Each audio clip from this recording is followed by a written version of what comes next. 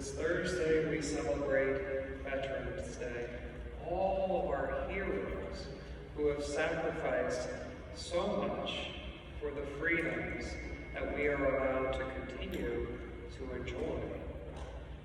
Right before the Mass, I spoke with the last World War II veteran I know, Richard, and he was agreeing that if it weren't for him and his brothers who served valiantly overseas, we'd probably be speaking German right now. We should be so grateful for all of our veterans, for the freedoms they have helped secure. Which is why it's all the more upsetting that there are so many out there right now, more than ever before, motivated to destroy our freedoms.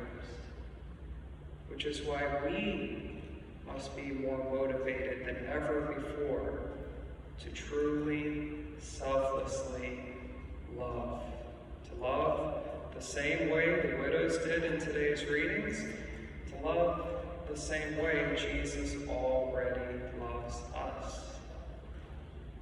It's obvious at the beginning of the Gospel. He talks about 3 different types of motivations. The first level of motivation is obviously wrong.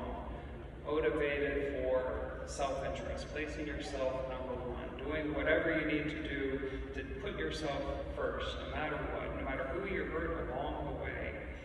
Jesus was decrying it because it needed to be denounced, it needed to be condemned. For example, in the first century Middle East, the widows had pretty much no protection, no security. So for the scribes, some scribes, to exploit their poverty, to exploit their situations, is truly disgusting. It's obviously wrong. But I fear that this self-centered, greedy attitude is in this runaway chaos right now. There's so many who in their lust for power and control don't care who they hurt, dox, or fire, or cancel along the way. They just want their power, their control. It is disgusting that we need to speak out against it. We need to recognize that the opposite is true, because the church teaching is that whenever they're going to be baptized right after Mass, I'm very excited about that. But we need to realize that, and as the church has taught consistently, whenever one person is exploited, whenever one person is harmed, everybody suffers. Everyone's dignity is shortchanged whenever one person is exploited, whenever one person is prevented from living their faith and freedom to the fullest.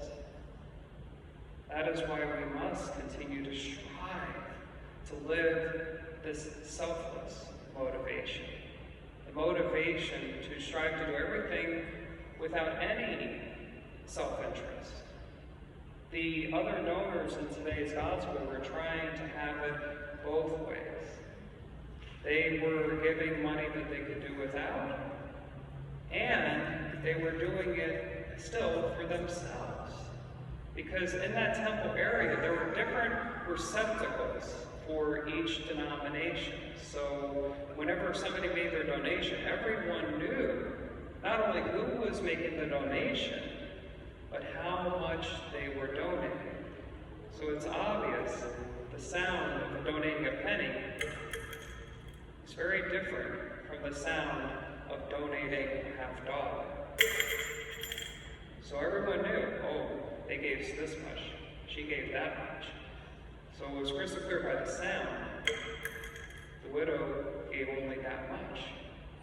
But again, the true meaning behind that, she gave without expecting anything for herself. And again, I'm not knocking fundraisers where we do receive something in return for our donation. They're some of the happiest memories of my life, and I'm thrilled that we have our Christmas bazaar back after a 2-year absence. It was a lot of fun yesterday. It's going to be a lot of fun today. It is fun to have these kind of fundraisers, but the ideal The ideal is giving with expecting nothing in return. And just as Elijah assured the widow in the first reading, God promises us that we will not be left high and dry when we are not afraid to give to the full.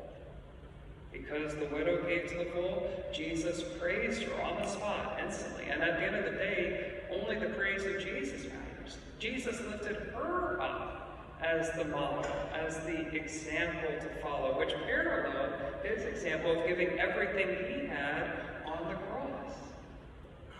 God does not care so much about the money we give.